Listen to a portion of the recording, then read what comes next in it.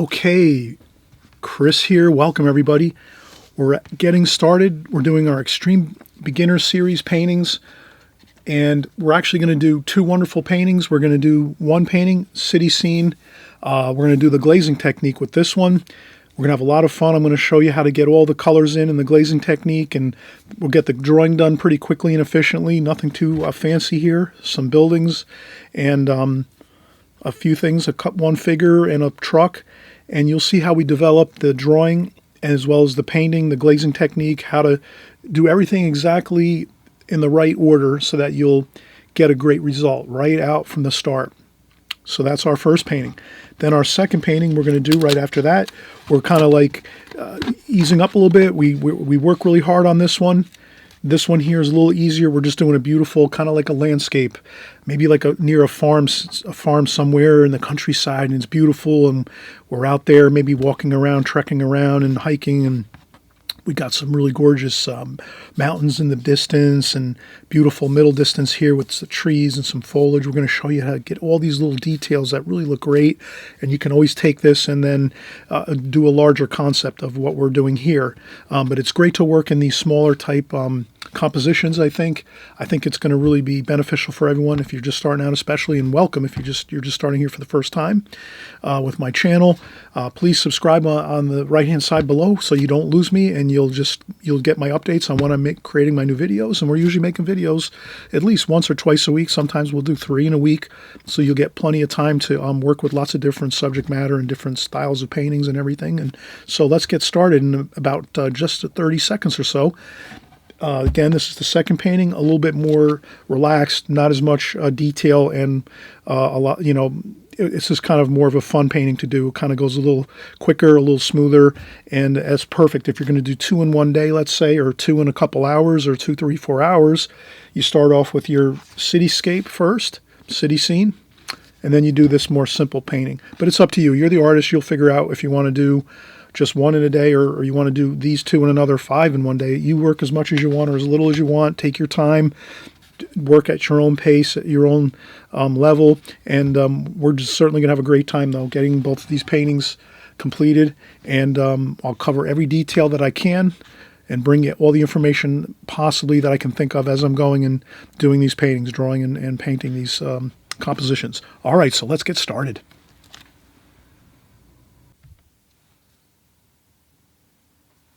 All right, so let's get started here. We saw the finished paintings, and we're doing some compositions here in the studio, and we're just working in a smaller format right now. So what I'd like to do is, first thing is I took some Fabriano Studio watercolor paper, and I taped it down. So what I did is I trimmed a half a sheet of the Studio watercolor, which is I think 11 by 14.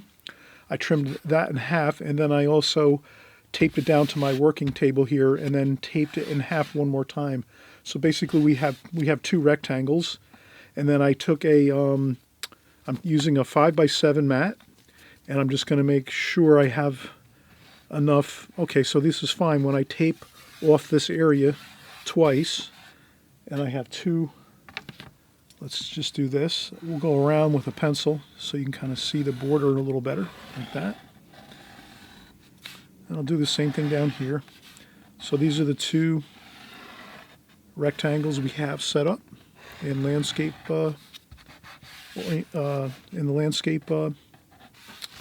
setup, and fits good. This is a 5x7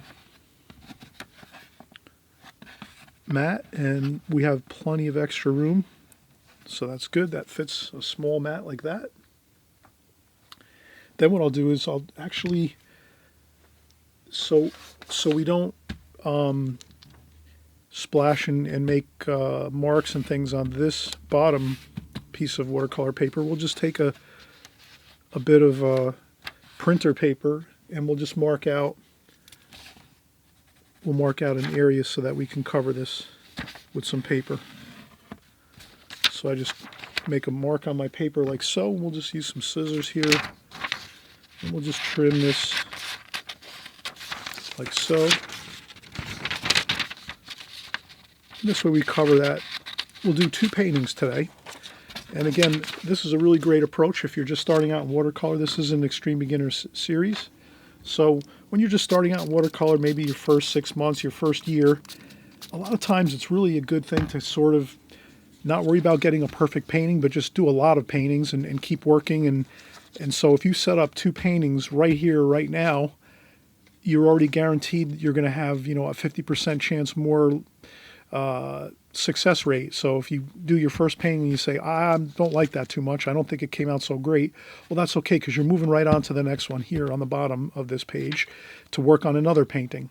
And these are small enough that you can do many smaller paintings at first, get lots of experience doing smaller paintings, and then maybe after a while you start to work up to larger paintings. I find that this is helpful. This is how I sort of came up through the ranks when I was painting. I remember I did try doing some larger paintings at first, and then I also did do larger paintings here and there once in a while, but I did find myself leaning towards doing smaller compositions just by default, or I just did it because I felt more comfortable. I found that I had really good success when I did small compositions. So let's do that here. We'll start up here with the top one. We'll do like a cityscape, city scene. I'll take this printer paper and I'll just take a little bit of artist tape. And maybe I'll just make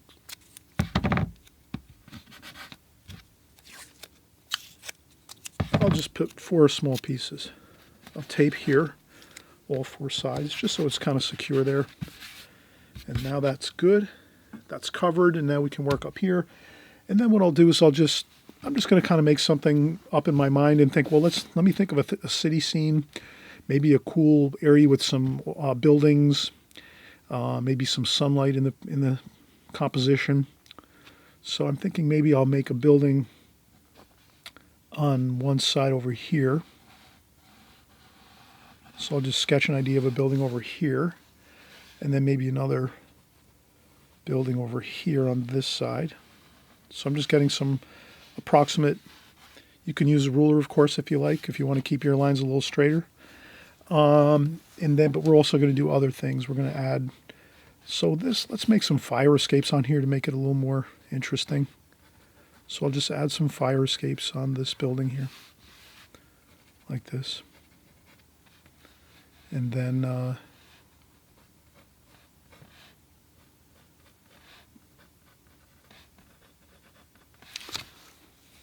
so just make some indications of some fire escapes. No big deal. It doesn't have to be perfect.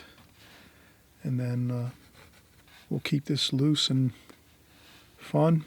And so we'll have some of this here. And we'll kind of make the focal point maybe some figures. Let's do some figures in this.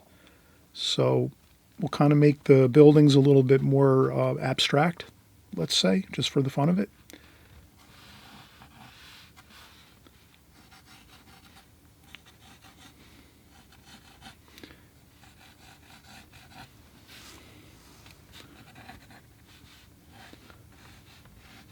So the angles on the buildings usually are more steep up here. So if you're seeing like angles on the building for like balconies or windows, as things go up vertically in height, they tend to start to angle up this way. And then as they come down towards the ground level, they level off. So maybe if you're looking at a balcony over here with some railings like so, it's more pretty much level. You can kind of see that. It's kind of level. And then as you go up higher and higher, the angles get steeper for let's say, the balconies here. So we're just going to do some balconies, some railings here, just indications of it. Again, let's have some fun with this. Let's sort of do it. This is a little bit abstract. Let's not kind of get too worried about every detail here. Let's just call this the side of the building over here.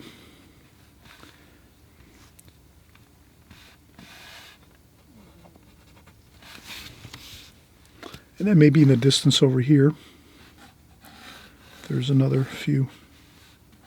Maybe there's another building over here. Maybe this is just like a one-story building over here. And then maybe over here we're going to have another building over here maybe, and we'll put some windows.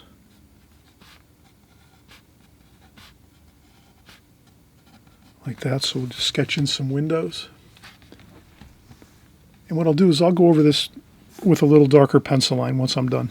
I'm just trying to sketch out the ideas first, and then we can, I'll go over this with a darker pencil line. Okay, so that looks pretty good. I'll make this one more in the distance here. This one's far off in the distance, this building here, a little bit anyway. And we'll put a bit of this on top of the roofs.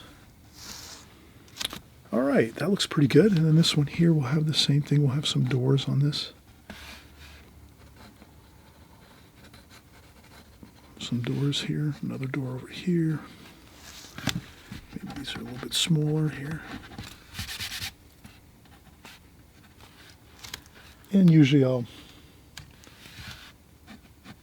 correct some things. If I make these doors too tall, I kind of shrink them down a little bit. And then maybe we'll have a figure over here walking.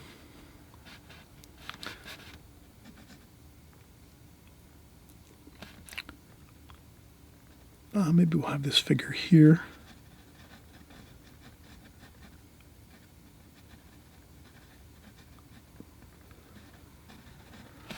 Then maybe we'll have another figure over here even too.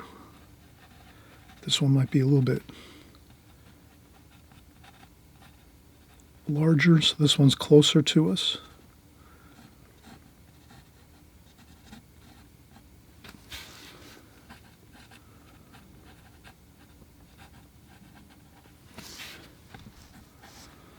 That. Okay, so we have a couple figures. Let's do a little darker pencil line just so you can kind of see the lines I have here for these buildings. And then these are the balconies up here. Again, we're doing this very loosely. And these are basically rectangles and squares we're doing.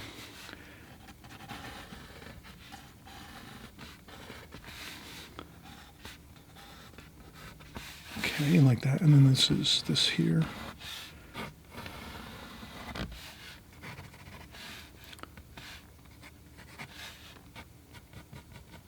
I'll do some fire escapes here too.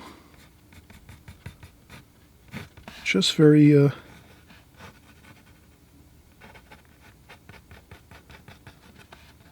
kind of sketchy and nice and light, like that. All right, I think we have it. A good, just fun sketch to do. And we'll make sure our paints are, we'll spritz some water on our paints before we start. Okay, so this is always a perfect time. I always mention, take breaks if you need to. I tend to like to take breaks. I've just done the sketch. What happens a lot of times is maybe when I'm taking a break now for maybe 5 or 10 minutes, I'll come back and I'll look at the sketch and say, I'd like to do something a little different maybe.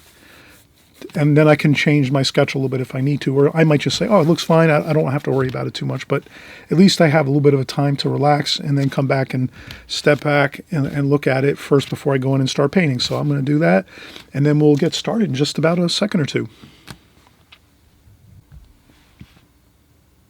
All right, so we're going to get started now on our painting portion. Let's make sure we have clean water, so I always empty out my water bucket. And then pour in some fresh water into my water bucket. I always keep a couple bottled waters around just in case I forget to fill up my larger container. I usually keep a large orange juice container with water.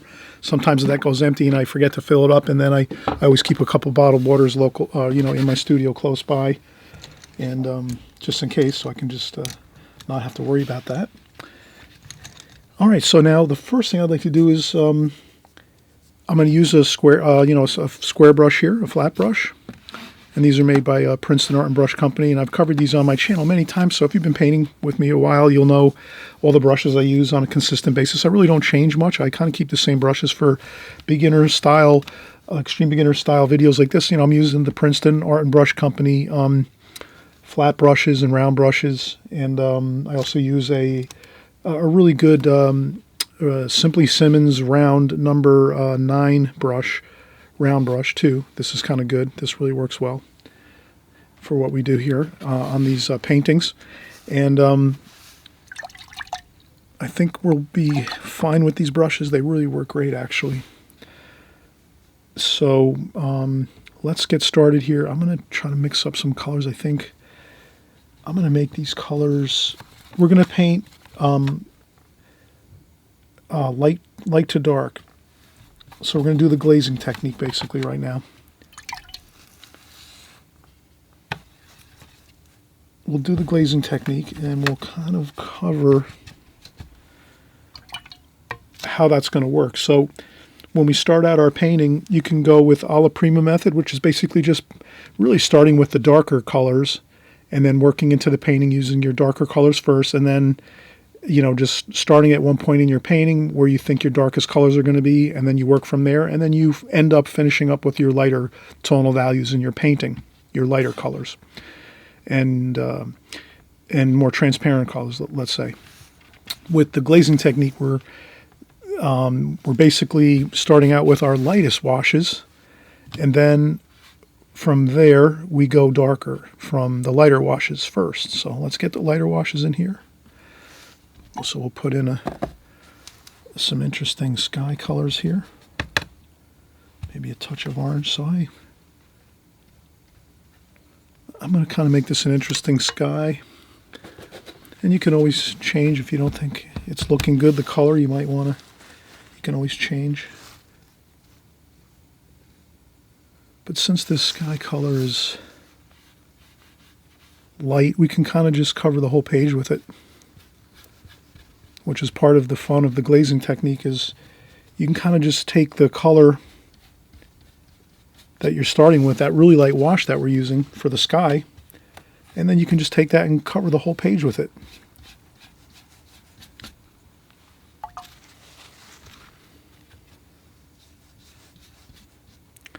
And then you might want to leave a few spots light. Maybe we'll leave some of the ground over here light, but I think the rest we can go with this wash over top. So there we go. We have a good start to the painting already. And this is where, with the glazing technique, you definitely have to let this dry now 100% before you start going in over the top of this with darker washes. So this is one of those things where I'm just going to stop the tape and let this dry. I'm going to use my blow dryer, and it takes usually only about a minute or two with a blow dryer. But you really won't notice that I'm, stopping the tape. I'm not really going to, but that's what I'm going to actually do right now, is I'm going to use a blow dryer off camera because it makes a lot of noise. And so let me do that. Let me just take a blow dryer. And once I'm done with that, the only reason I don't do things like turn off my microphone is then I forget to turn my microphone back on. And then when I start to paint again, I forget the microphone's off, and then I've, kind of painted, and, it doesn't work out good if I shut the microphone off. So I'll leave the mic on, but I'll just hit stop, and then we'll start in just a second. I'm just going to use the blow dryer again to blow dry this super dry so that it's 100% dry, because then when we go over with our darker washes now on top of this first wash, this has to be 100% dry. We can't have this damp or wet, because then it's going to make a mess for our washes.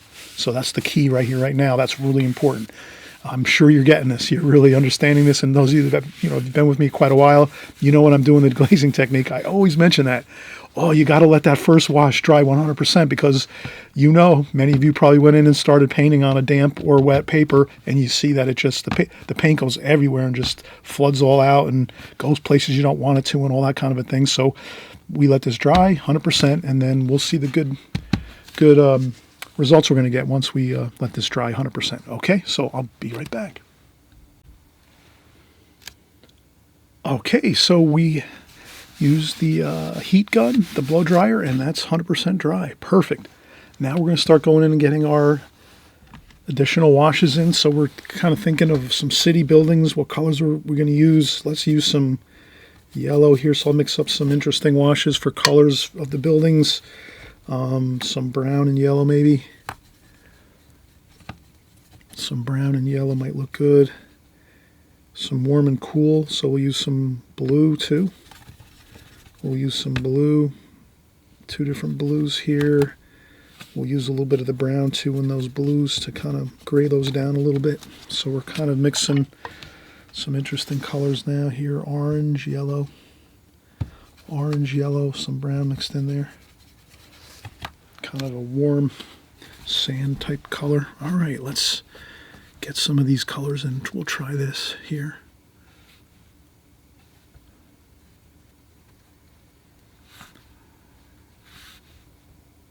Yeah, let's do that. Let's do these two buildings, that sand kind of color. And then we'll make this one a little different. And then we'll add a little bit of red down here with some brown.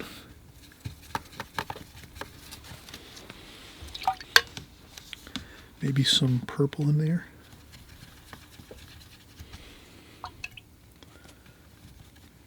Brown, some purple in there. That might be interesting. Let's try it over here on this. Okay, so now we're doing that looks good. So we're doing some interesting, we're muting down our colors with some brown so that it's kind of looking like some grayish colors in here in the city. You know, the colors are kind of muted. There's a lot of shade in the city, the buildings, the high-rises everywhere. There's a lot of shade. So a lot of times you get a lot of those shadows and things like that. Let's use some brown and some blue. Some brown and some blue. Maybe we'll make this one a little bit darker yet, like that. That looks good. So again, here we go. We're just doing some simple washes here, mixing some interesting colors, graying down our colors with brown and blue. We're mixing warm and cool colors, so browns and reds. We're putting in some red here and there, some golds. Maybe we'll add a little bit of red here too. So if we add a little bit of red there too, that's going to look good. Maybe a little bit of, maybe over here we'll do that. Maybe we'll add some of that over here too. So now we're taking some of these colors that we're using here and let's harmonize all our colors around the painting. So I'll start to add in, and that's what's fun about these square brushes or these flat brushes. They're perfect for like architecture, like for your painting buildings, houses, things like that, structures. You get a great effect and a great way to get some great paint brush strokes and things looking really nice.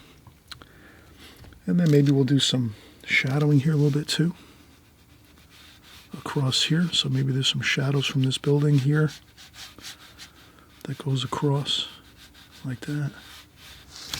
We'll leave some light on the other side maybe, like that. And then maybe we'll add maybe we'll make some reddish brown here. Let's see what we can mix up here. Some reddish and brown, red and brown, red, orange, brown.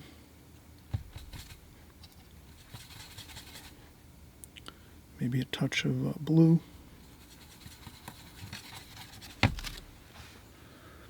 That looks pretty good. So we'll do a little bit of blue, brown, red, and we'll get this over here. We'll do the this building here. We'll go right across the figures. We're going to make the figures dark, and then we're going to leave that street area there a little bit light. So we're going to leave this light here for the light. We're going to pretend the light's coming from this way across. And these are the shadows from the building. We'll make those a little darker even too, with darker washes as we go. But we're doing the lighter washes first, so we're kind of on our second wash now, our second glazing where we're starting to get in some of those medium tonal values. That's looking good so far for us. And then from here we're going to get into the very, very dark washes next. But again, the same thing is with this. We could actually do a few of these, I think. So we could do some window like that. And then again, you could kind of see I'm not fussing around too much. Just getting in some windows. So we're using maybe just this one brush. I don't think we even have to use any other brushes. We might be able to do this whole painting with just this one brush. And so I'm just going to add a little bit of color, more color here.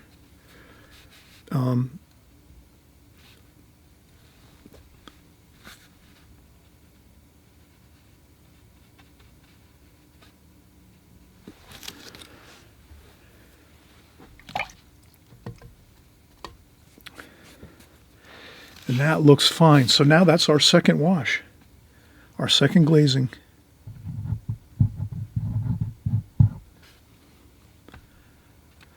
Now that we have that, we're really in good shape. We're going to,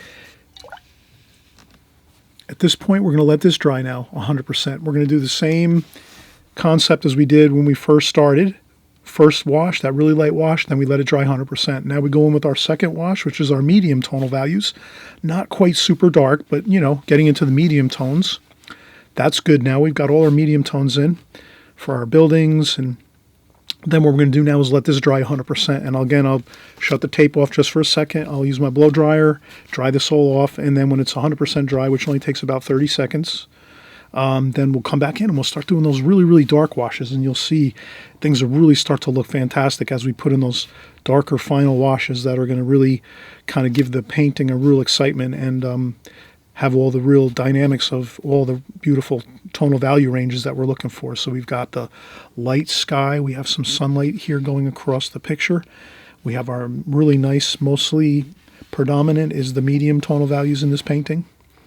And then we're going to do some of our darker washes next. We'll do some of the fire escapes and things like that, and some of the figures with the dark paints. And we'll use a round brush for the figures, I think. And we'll use some of the round brush maybe also for the fire escapes too. I believe we can use the round brush for those on some of the parts. And maybe we'll use some of the flat brush too for some of the balconies and fire escapes and things too. We'll see how it goes. But so far, so good. So let's take a quick break, and we'll let this dry 100%, and then we'll start with our darks.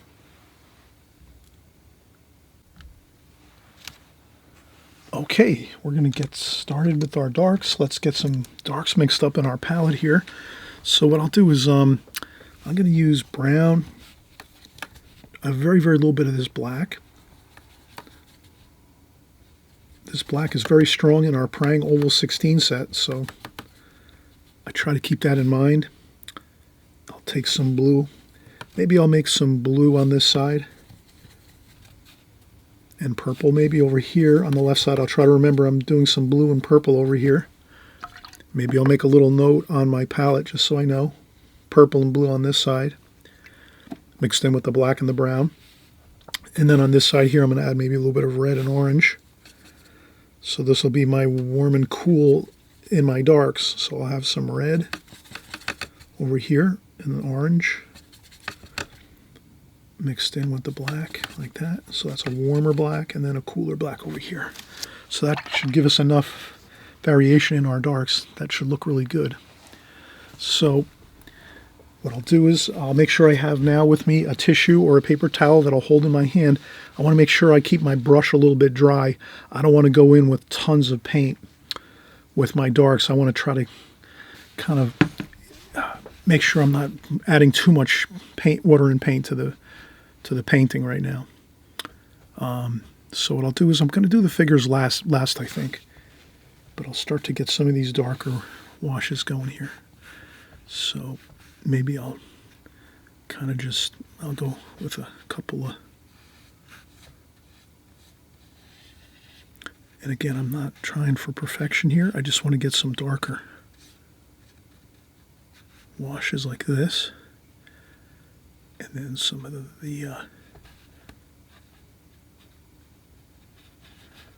and I think I'm just going to do this really quick, not worry too much about it.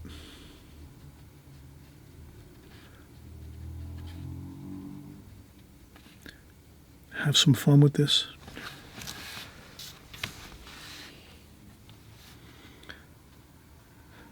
We make sure we get those darks in there.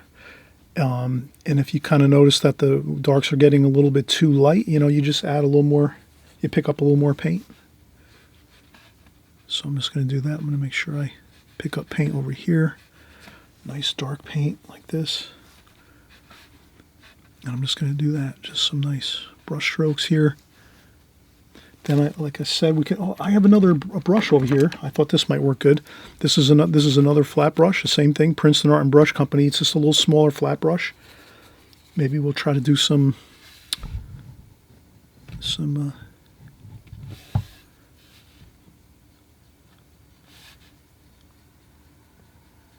So I'll try to do this. I'll try to do some vertical strokes here for the fire escapes. Like that, like this, and then there's some stairs here.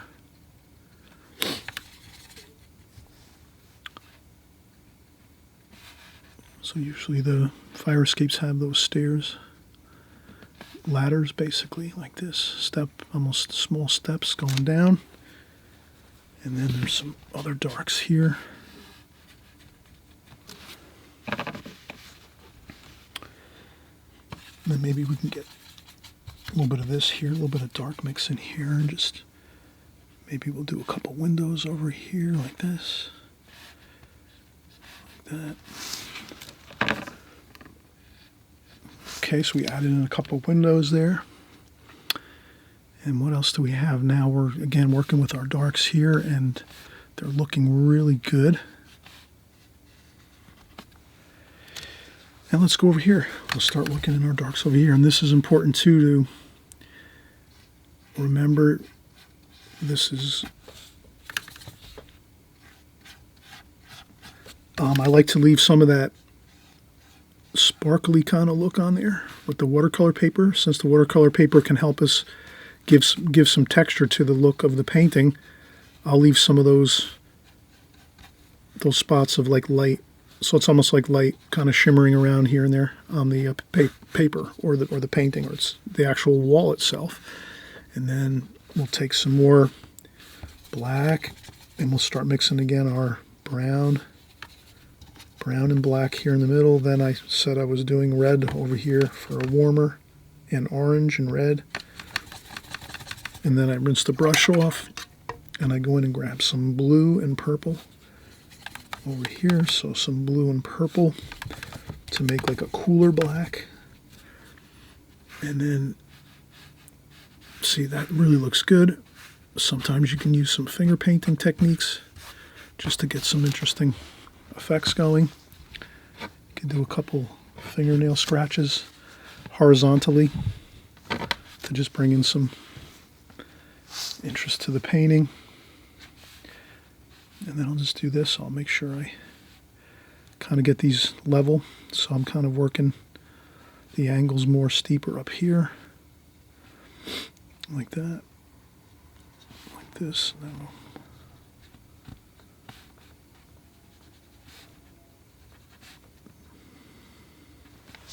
like that. And let's see, that looks pretty good.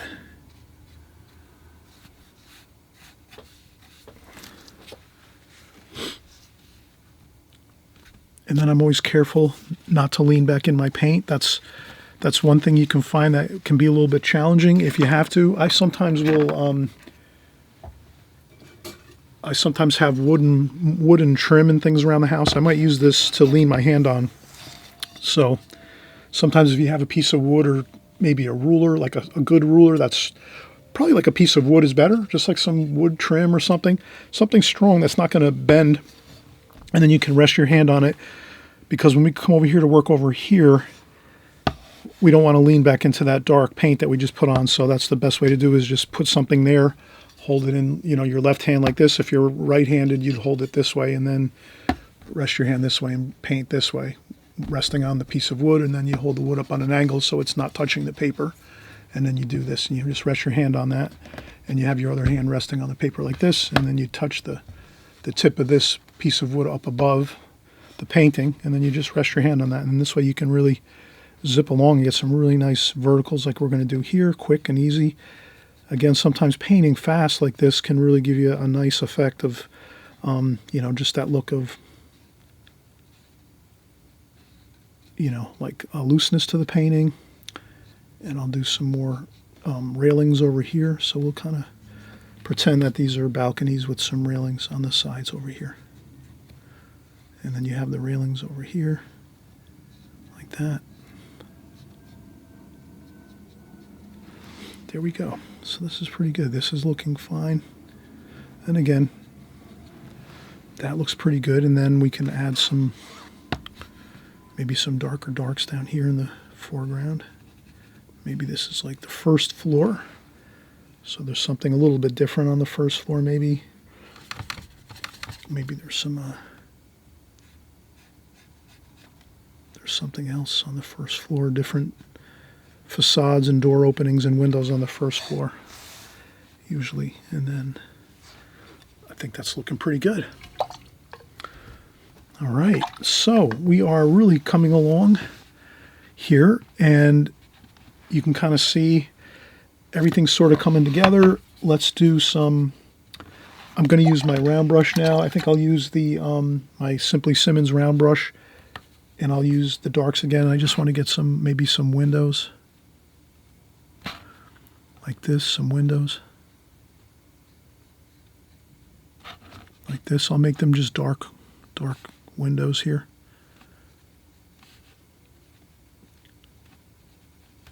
Like that. And then I'll go across again with the railings for the balcony railings. Like that. And then usually, again, we're going to have some of these railings. They're going to sort of go over this way a little bit past the edge of the building, so we're going to see that like that. And the same thing here.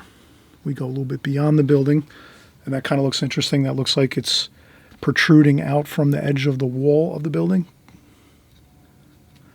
I think that looks good. Kind of like these over here.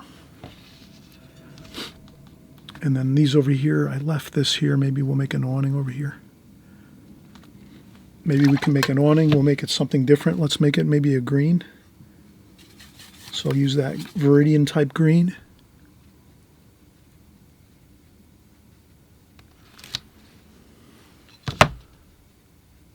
And that introduces a little bit of some interesting color into the painting.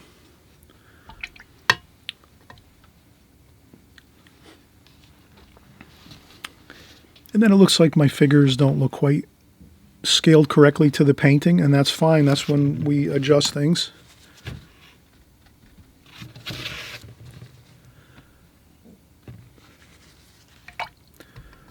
What I'll do is I think we're almost completed here. Let's make a few more, maybe a little bit more darks right here. I just want to get a little bit of dark, but not incredibly. And I want only a tiny bit of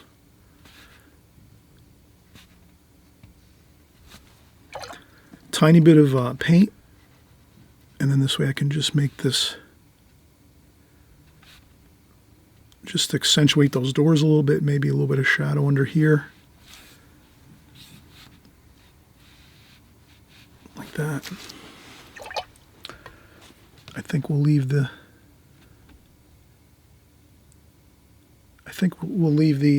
these buildings back here just the way they are.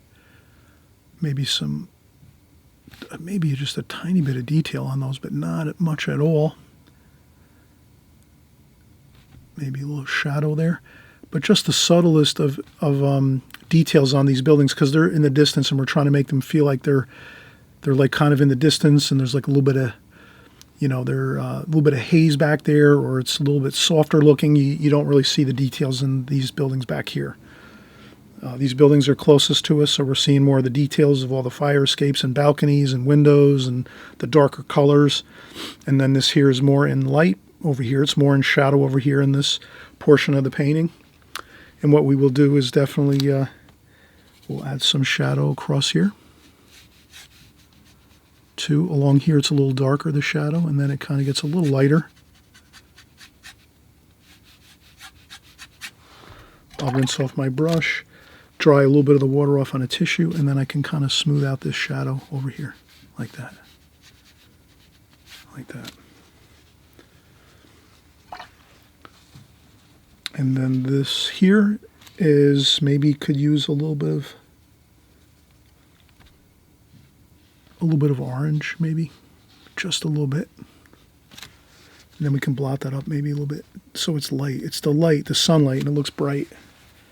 But if it's the white paper, it looks like sometimes you can leave the white paper, but sometimes you have to add a little bit of an orange or like a golden color for a touch of a tone on the paper, like in a situation like this where we do have some sunlight here, because we didn't have white paper anywhere else in the painting, so it's probably better we just add a little bit of that golden orangey kind of tonal value to the paper. And then we'll do our figures next, but we're going to let this dry now, because if we try doing the figures after we just did this little bit of orange or golden color along this roadway here, this is like actually the road here in front of this building across the way. If we try doing our figures now, it's going to be an issue because obviously this is damp still, this paper.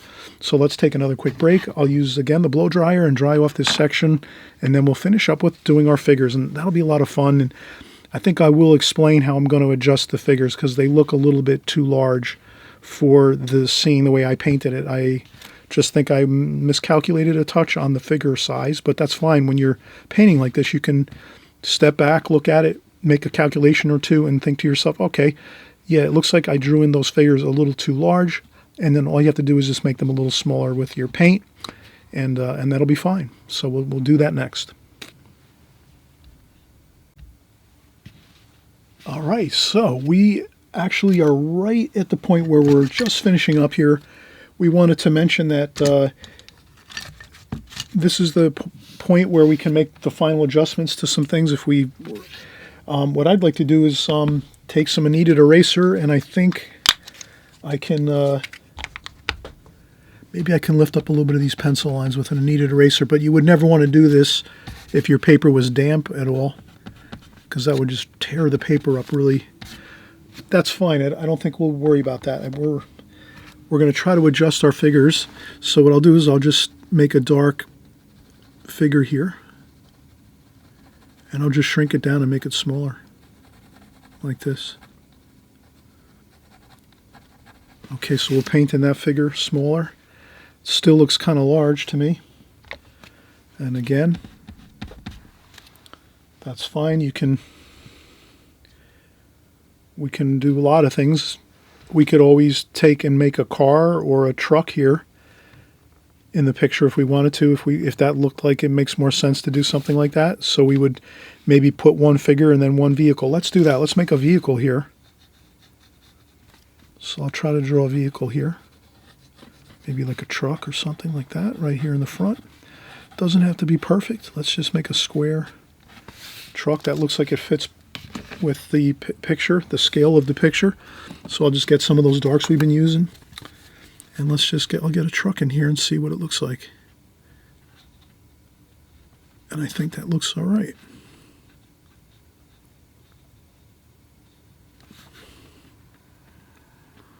So we'll get some tires on it.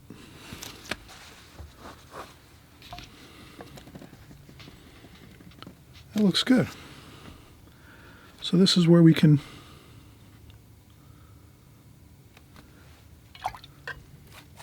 and then I can take some paper towel or a tissue, dampen my brush, then dry off the brush a little bit, and then I can lift up some paint and maybe even make some details on the truck. So maybe there's a door on the back of the truck and it looks a little bit lighter.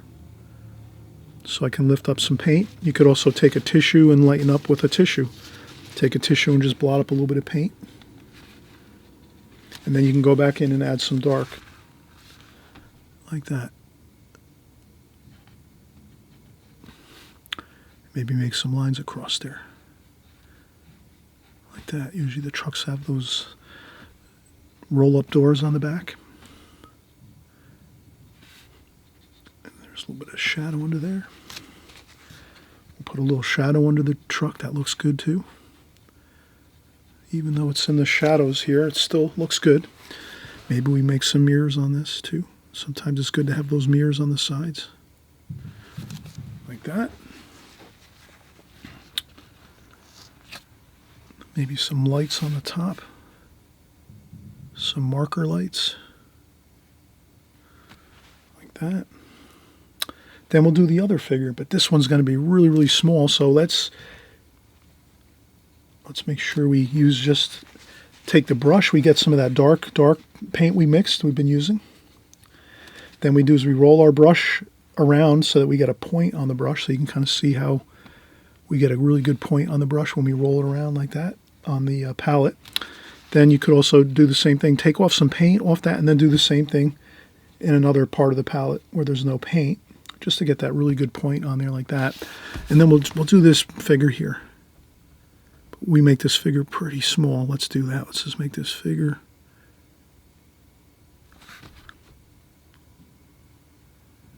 like that. Just an indication of a figure here.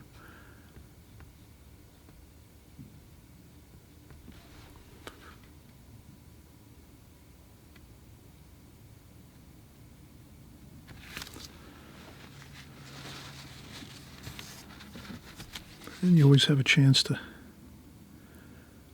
you know, work with the paint a little bit and get your figure looking good the way you want it. That looks good. That looks pretty good. A little bit of a shadow there.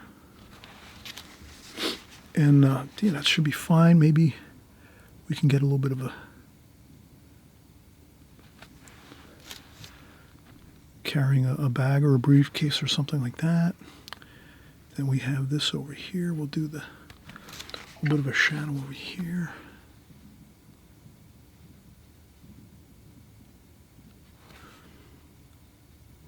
And I think we could, this does like, this looks good now, I think, putting some darker shadows where these doors are, because we have a lot of darks on both sides of the painting, but I think we could use the,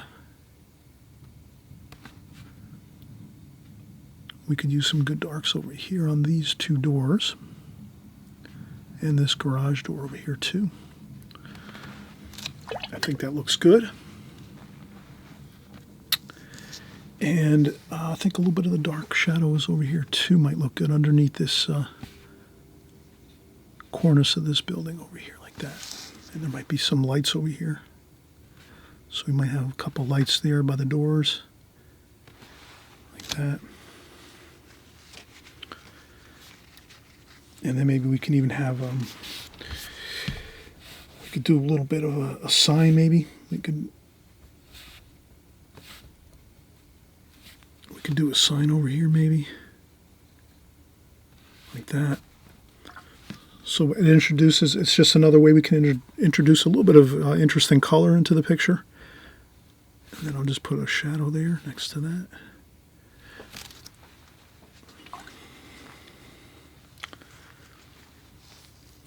And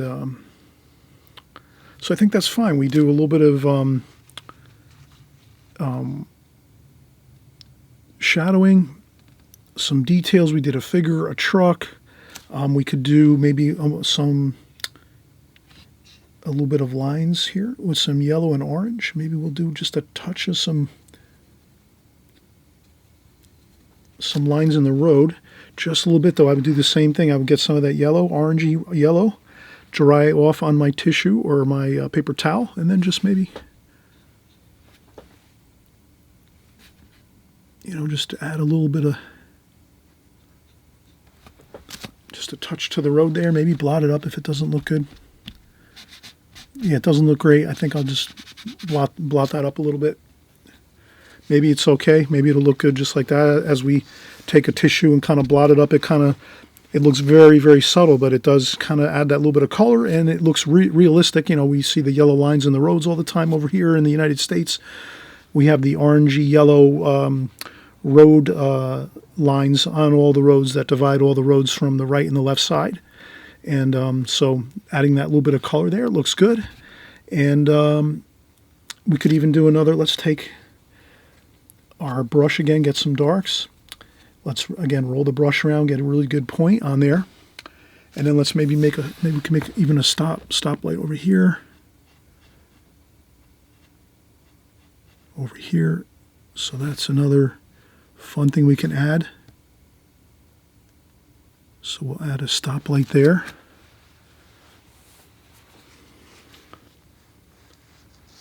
Maybe another one over here too.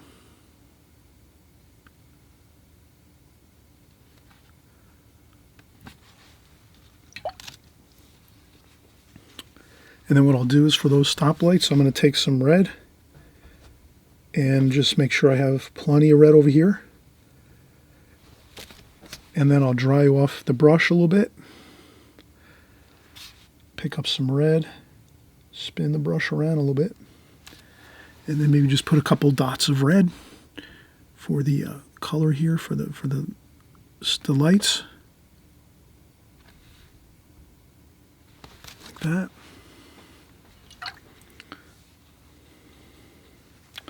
And I think this is fine. I think this is a perfect place to just kind of say, this looks good, it looks finished, we have all the details now completed.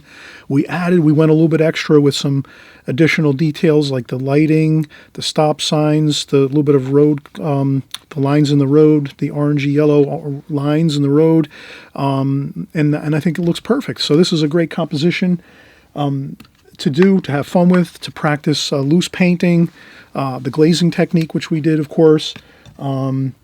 I noticed maybe up here this could be a little, you can get a little bit of a dark up there too, and then maybe this looks like we could do a cornice up here like that. Like that. So that looks better. Yeah. Maybe we can make that a little darker.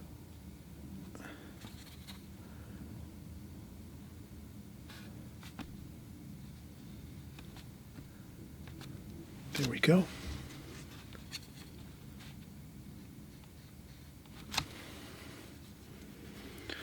And again, we said this was in the distance, so now is the perfect time. We take a tissue or paper towel and just blot up a little bit, because we did say it was in the distance over here. So let's not make that too dark. We'll just get that little bit of a shadow under there like that. And I think that looks fine. And maybe this too over here. We just wanted to add a little bit. There. All right, I hope we had fun. And this is just the first painting. Let's get another one started here, but I might reset the paper, and then we'll cover this top painting here with this same piece of paper. We could do that right now, actually. Let's let this dry, though. Let this dry before we put this piece of paper up top, and then we'll start our next painting right here. All right, let's take a quick break, and we'll get right back started. All right, so let's set up here for our next painting. And again, this is a really great and fun way to get some paintings going and not worry too much about just doing like one and focusing on one painting. Let's get a whole bunch of them going. Let's do another one right here. So now that this is 100% dry, I use the blow dryer to dry this off so that's completely dry. This way I can take this printer paper with the tape already from here, and I just set it up right on top of here so we don't splash and make any marks and things like that on top of this section here where our first painting is. So for our second painting, we'll just go a little bit more relaxed. We're not going to do anything too technical. We're going to just do a little like field with some trees and some bushes and some grasses and weeds and things. I thought that would be really fun to do after this painting. This painting is the one we would do first. Let's say if you're going to paint like both of these in like one day, or, you know, in a 3 or 4 hour sitting, let's say, maybe. Depends how fast you work. And I know all of you out there, you all work at different paces. So, you know, some of you are just starting out. It might take you a little longer to, you know, lay things out and kind of figure out where everything's going to go on the paper and then get your sketch done and then start your painting. So work at your own pace. Don't feel rushed. Take your time. Just work at your own pace where you're at. So if you're just starting out your first year, let's say, or your first 6 months or first couple of weeks, whatever it is, and I know, welcome to some of you that are just coming here for the first time. Thanks for coming by. And I'm so happy that you're here working along with us. We're having a great time. We're having fun. This is just all about let's keep working and getting paintings under our belt, doing small sketches. Again, we said right in the beginning of this video, this is a great way to just get a lot of practice in.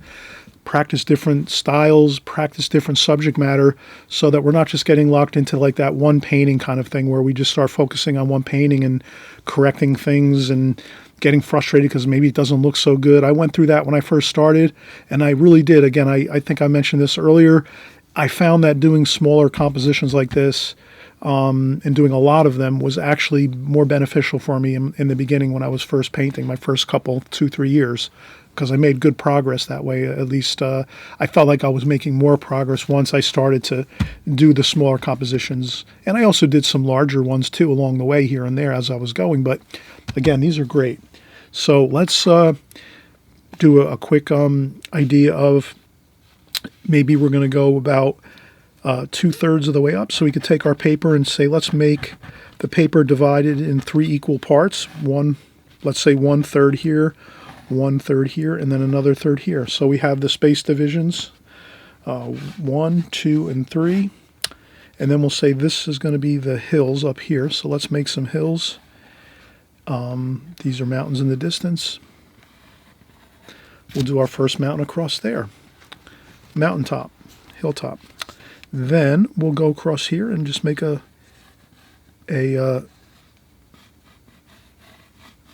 like a field, right, you know, kind of like a field right before the mountains start. And I'll do this a little bit darker so you can see. So this will be the field.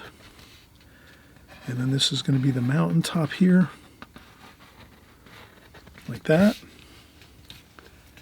Then we'll go across here. And we'll just start making a little bit of a bush over here. And then let's start getting in some trees.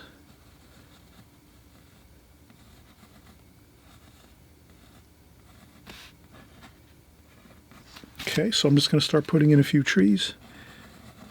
Maybe one we have straight, like this, vertical. Then we make a couple next to that one, like a little bit leaning. Like this.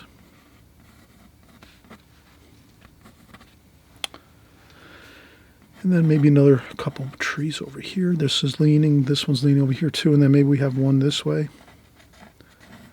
This way. So we're just going to make some trees over here, and I'm just kind of mentioning as we go, when we're doing trees, they're kind of pretty straightforward. There's different varieties, of course. There's really thousands and thousands of varieties of trees, probably tens of thousands. I'm thinking probably. When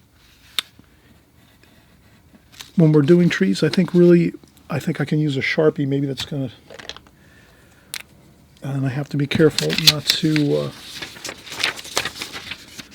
So when we're doing trees, basically, a lot of times when we're doing trees, it's more of a fun, just kind of bringing up the vertical lines for the trees like so.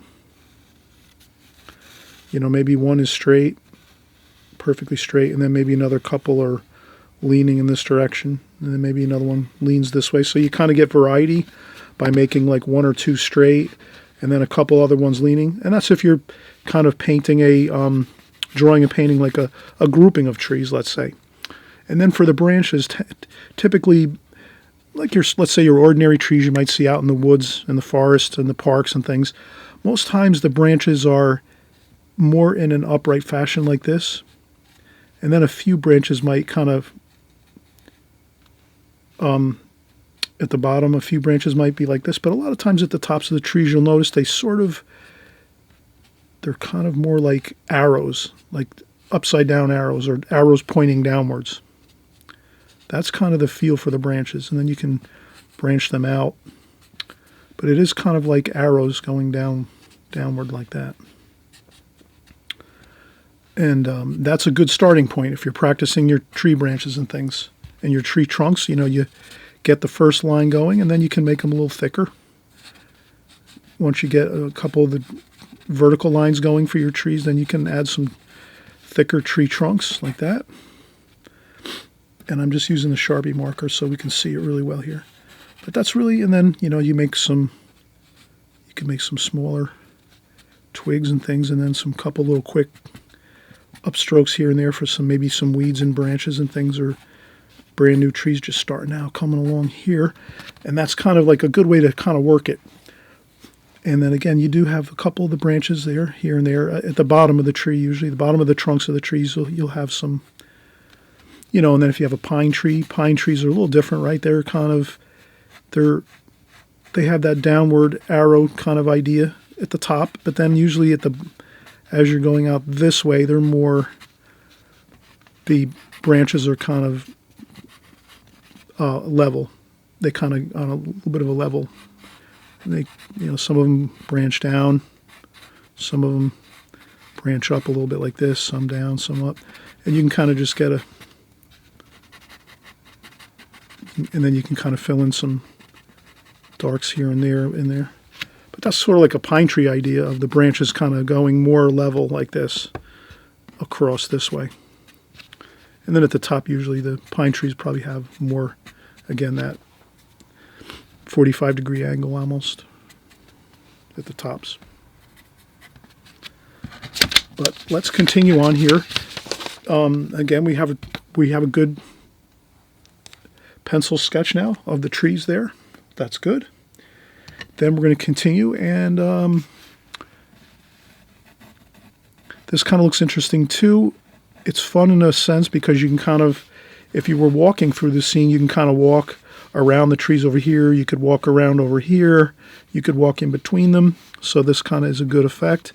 We could also put some bushes and things on the sides here of the trees, like this. And then we'll just make some lines for some grasses and things across the picture like this. And then as we get closer over here, we'll do some more grasses and things like this. We'll do this with the brush though, but you'll see that we kind of, and then closer to the bottom of the picture, you can get some more taller grasses like that. But I think that's fine. Just getting a good, fun looking landscape here with some trees and mountains and some weeds and grasses and things and bushes. And I think that should be fine. So let's take a quick break. I'm going to clean up the palette a bit. So what I do is I usually just spritz the palette. For the next painting, I'm going to clean the palette up, spritzer bottle, and then I grab some paper towels, and we just get a good bit of paint up here. It doesn't have to be perfect, but just as long as you get the majority of the paint that we used before sort of cleaned up, then we're good. We'll actually have a good new working surface here for our palette. And I think that's good. So I will take a quick break and we'll be right back. All right, so now we're going to start our second painting. And what I notice right away is usually when I'm painting, I'll always, before I start painting, after I do the sketch, I'll kind of look at the subject matter in the painting, and I'll say, is this going to look better if I do this with alla prima or if I work with this doing the glazing technique? So the first painting we did definitely was a very strong, to me when I looked at the painting, I said, that is definitely going to be a glazing technique painting. And then when I looked at this, I said to myself, once I got this pencil drawing done, I said, yeah, this is definitely going to be an alla prima painting, because I really just look at it right away and say, yeah, there's a lot of lights in here. So, and the darks, there's just something kicks in my brain and I say, yeah, this is probably going to be better doing alla prima. Although you could do this with the glazing technique. You can do all paintings with the glazing technique or all paintings with the alla prima techniques and methods. That's up to you, and you're the artist. You'll figure that out as you go. But here I think we are going to do the alla prima method. I think this is the way I would approach this painting. So I'm going to look at everything, and I'm going to get some brown here, earth tones. So I'll start right out with some brown in the palette. And I'm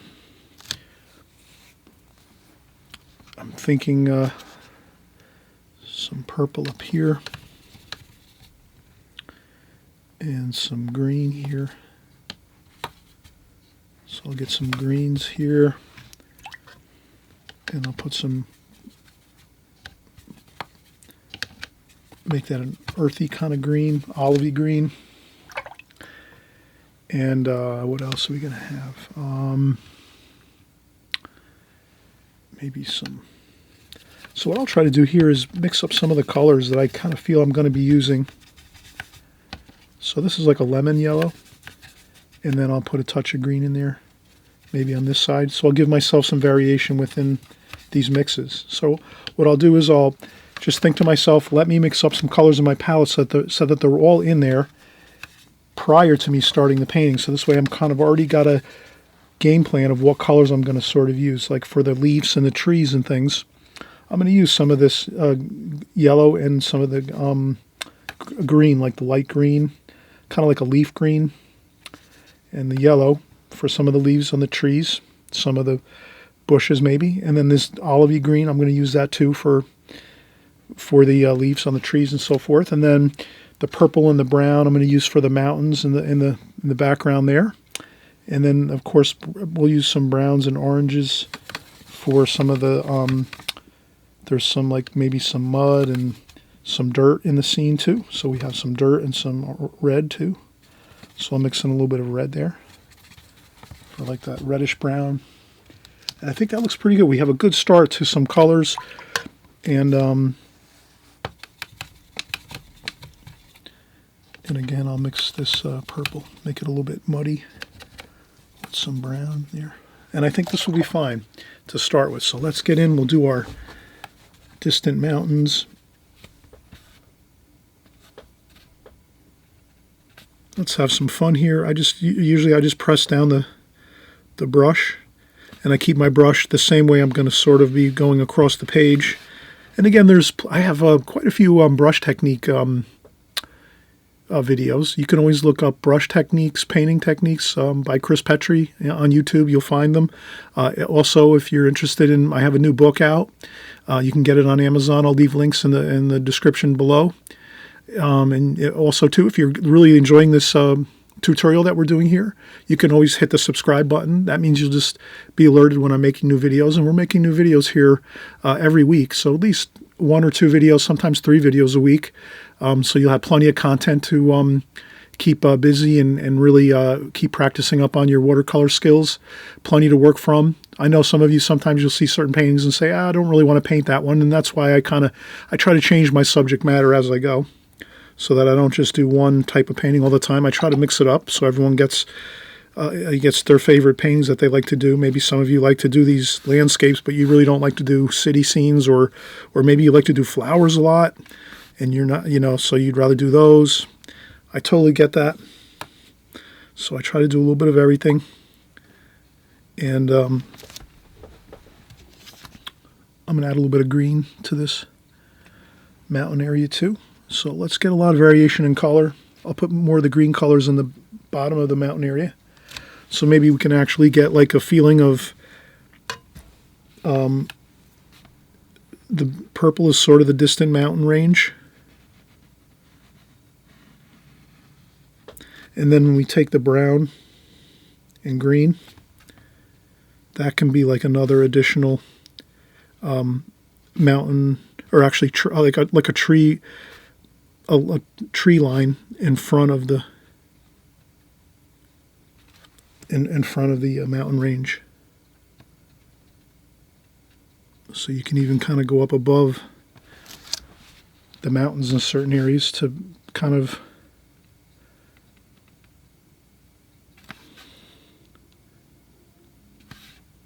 so we can kind of have some trees maybe in front of the mountain over here.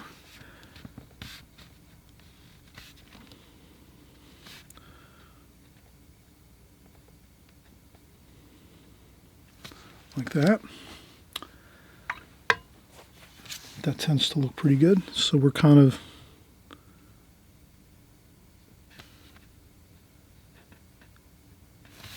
and then I'll do a little bit of a shadow line under there, like so. So you can get some pretty interesting effects.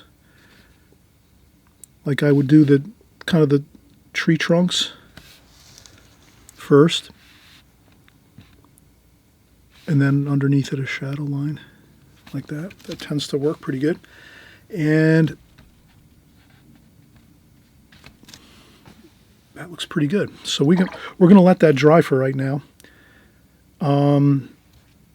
Let's maybe do a little bit of, and this is going to go a lot quicker. We're having fun here. This is enjoyable.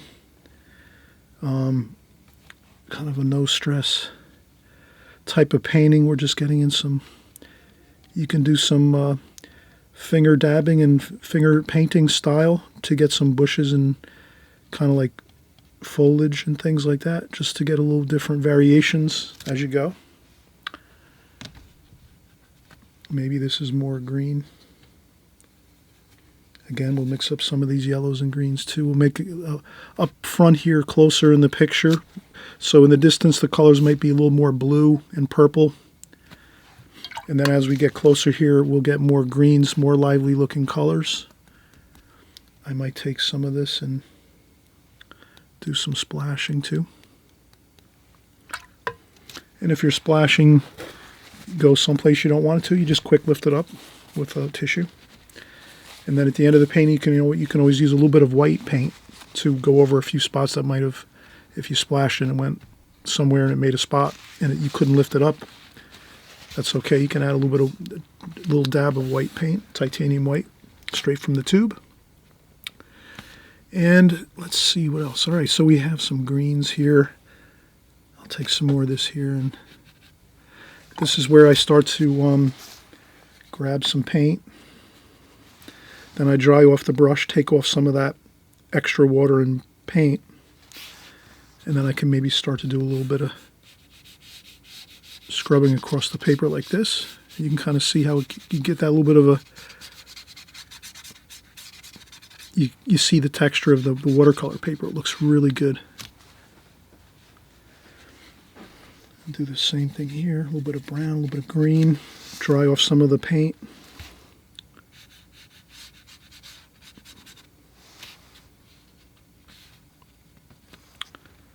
Then I can go in and get some bit of splashing there.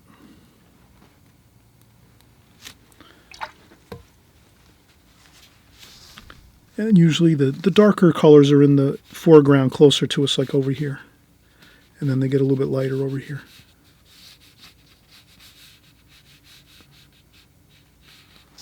Like that. I just go across and so far it looks like we're doing pretty good here. We're going to get some green paint there. As we get closer, we can get a little more lively green there, some yellow and more yellowish green, just to kind of give it a, there we go. And we scrub around a little bit. You might lift up a little bit of paint.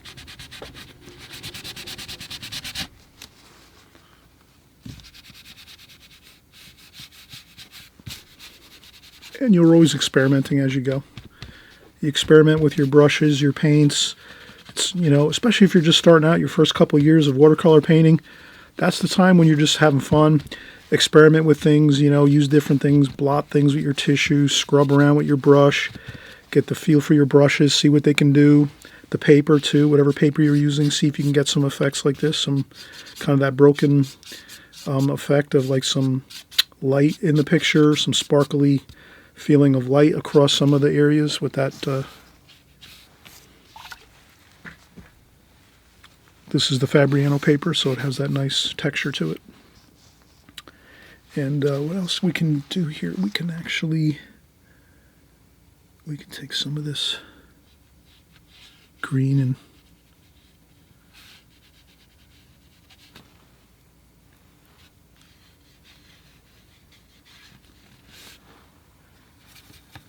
and then sometimes you can add in some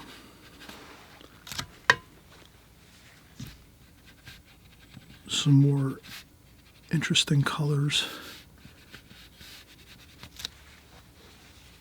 toward the center of the picture, and then maybe on the sides here we can leave the sides of the picture closer to the borders of the ends of the picture.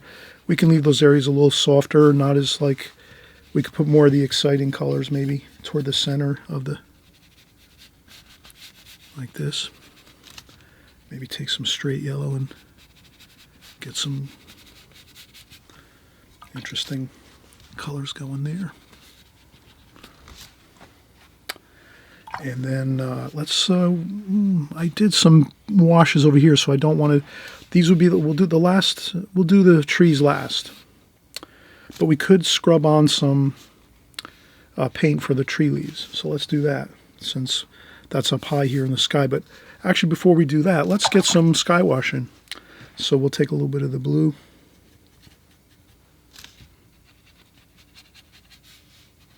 We'll just get in some blue in the sky. Maybe I'll use a couple different blues. So I'll use this blue here. This is kind of like a French ultramarine blue. And this is kind of like a cerulean blue. And so we'll just take some paint, get it on the paper, and then look, we just let it work around. No worries. We get some paint on the paper, then we rinse the brush off, and then we use a damp brush like this. And if we get a little indication of some sky color, we're really in a good point of the painting. We're getting some of that.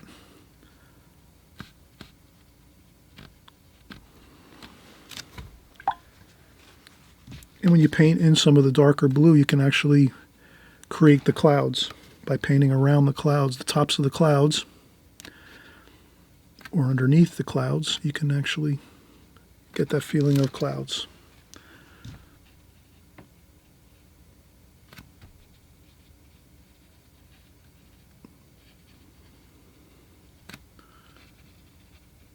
And sometimes too, you can just do a little bit of blotting to get some clouds.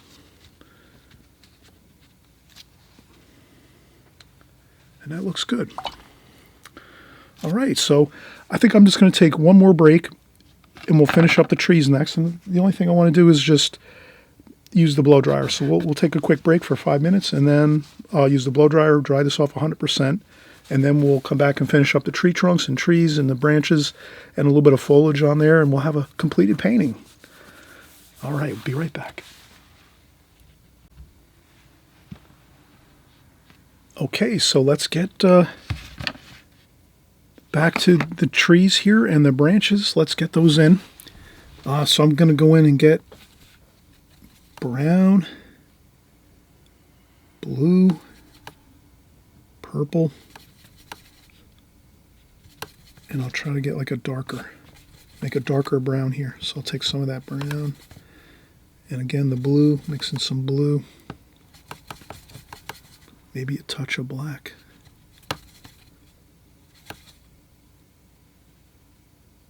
Then I roll my brush around and I try to get a good point on the brush. And then I'm just going to try to see. I'll start over here because since I'm right-handed, I'll work this way, across this way to the right. So again, I'm just going to trace right over the tops of the... Now if you find that a lot of times it's good actually once you get your paint loaded onto your brush from your palette. And notice here I'm using almost zero water. I just use my damp brush basically to get my paint. And then I just mix out my paint a little bit, the blue and the brown and a touch of black.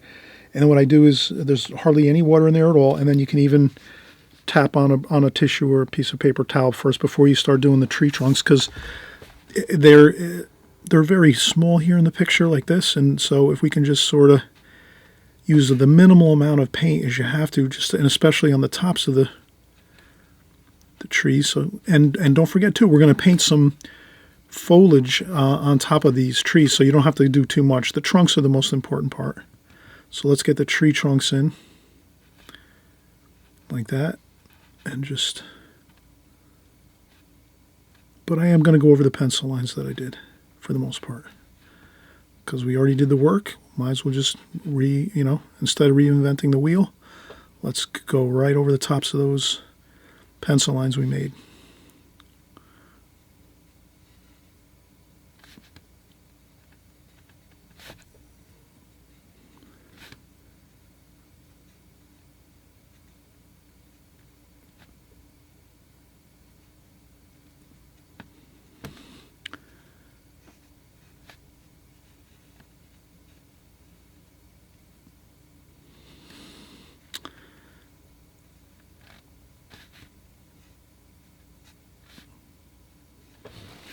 Good.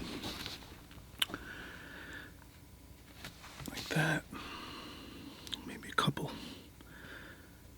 smaller little bits of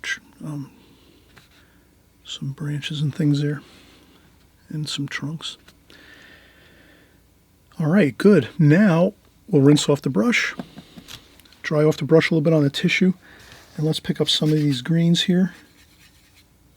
Let's make this sort of very hardly any water at all. You almost just want to have a damp brush and no water on the, because you can kind of see how there's a lot of water here.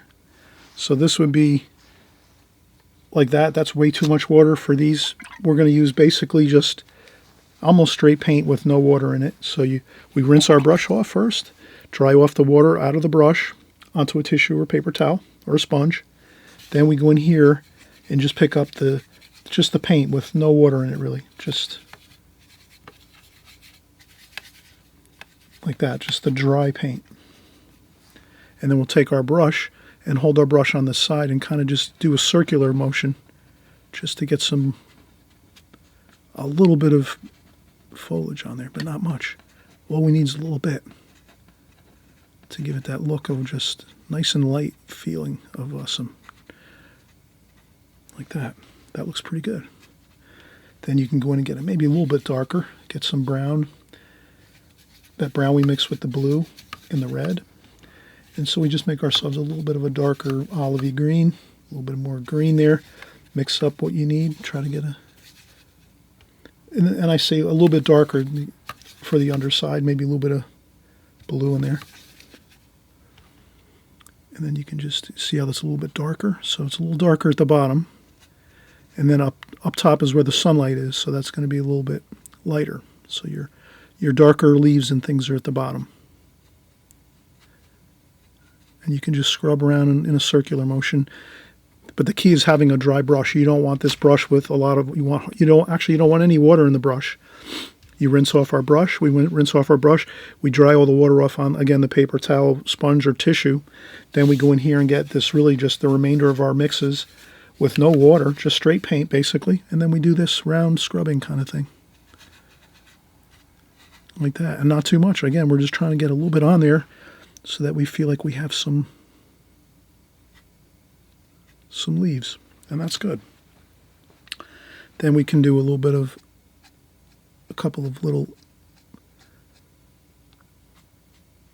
upstrokes with our brush like this.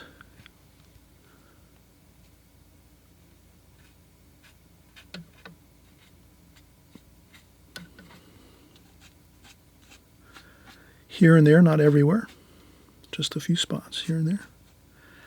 And then what I'm going to do is actually, I found this brush. I got this on sale like, years ago online, maybe like $1 for this brush. And it's kind of like a very, very, very bristly kind of brush. The hairs are very coarse, and you can kind of see that. This would be good. We'll dampen this brush up a little bit and then take some of the water off. And then we'll try to pick up some paint and mix up a little bit of paint, the dry paint actually. Let's use that.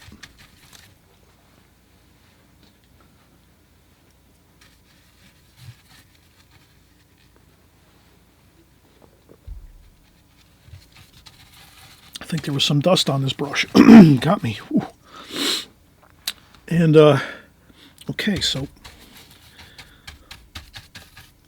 then I take the brush like this, and then right in the foreground here where there's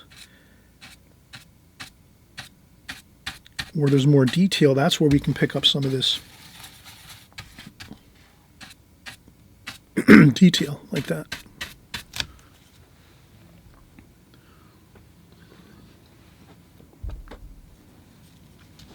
I apologize for that.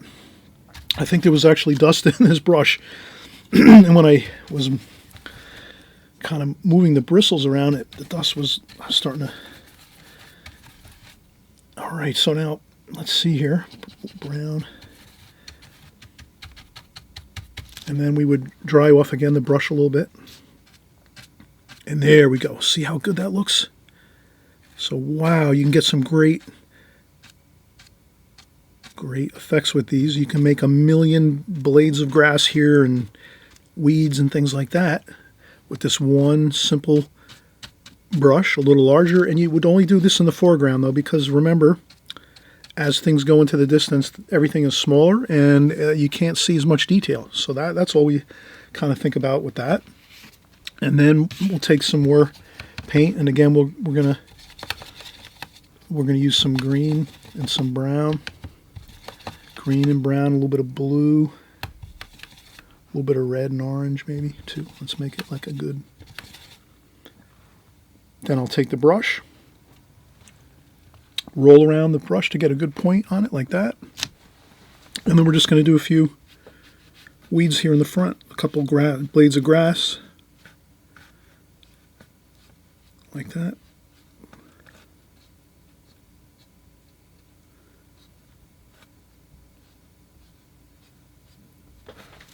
And that's it. A couple of these, and it looks fine. If we wanted to, we could do a couple fence posts. I would do some orange with that and make it like a orangey brown, like that. And then I would do the same thing again. I would take a tissue or a sponge or a paper towel, dry off the brush a little bit first, and then let's do some fence posts, kind of leading ourselves into the painting. So I just do that, like that. That's one fence post there. And then we'll do another one here. And all we're going to do here is make these smaller and smaller and thinner as we go. So each time I move closer, or each time I move further away and into a middle distance of this picture by the trees, every time I move closer with another post, each post is going to get thinner and smaller in height. So that's all we have to remember. So it's going to get thinner, and it's also going to get, let's keep the heights the same. So we'll do that. We'll keep the heights of these the same, going in like this. And then we also want to make them, maybe one is leaning over, a couple of them are leaning over here and there. We don't want to make them all perfect. That wouldn't look good. And then we'll do that. And you can kind of see I'm making them thinner and thinner. And kind of closer too. They get a little closer as we go.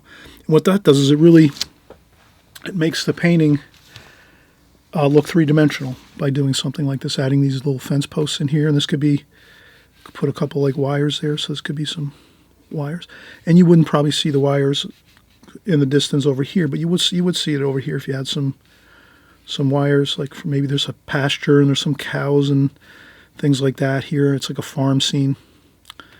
And we don't see the barn, let's say, or anything like that, but we're starting to see some things like this, fence posts and things and barbed wire, and so we kind of know there's probably a farm right close by somewhere right here in this happy painting, and then we can just kind of think in our minds this might be a farm, and we're walking around getting a hike in and walking around and getting some fresh air and looking at the beautiful trees and the mountains, and next thing you know, our minds are off whatever things that might bother us, and we're having a fun time just painting, and our minds were kind of visiting here in this painting and visiting into the scene, and I think it's really a lot of fun. So I'm hoping you all had a great time doing these paintings. What we'll do now is we'll just peel off the tape, and again, I like to tape when you're doing small compositions. I'm hoping you're going to tape around with some masking tape, or artist tape actually, or drafting tape. Drafting tape works the best, I think.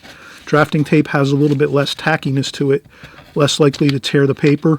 And also, too, there's the painter's tape you can get at the big box stores, like the big box stores that you buy, like all the hardware and stuff and all your home improvement stuff. They have the stuff, it's called painter's tape. It's like comes in different colors, purple, orange, green. You could use that tape, too. It won't tear your paper pretty much, especially the purple color. And there's a couple of blue tape, too. I think the blue tape is pretty good. But as you can see, as we peel the tape off, we'll start to see how really good everything looks. It looks like it's framed out. And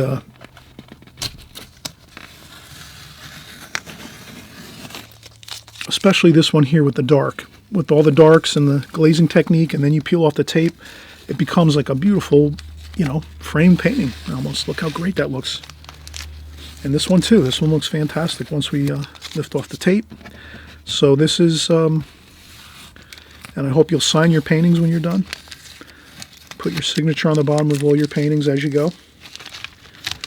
And we can also, well, what we'll do is maybe we'll trim this in half eventually. We'll make a center mark here, and we'll trim the paper with our scissors, and we'll have two separate paintings. And again, we did create them so that they could work with a mat over the top, like that.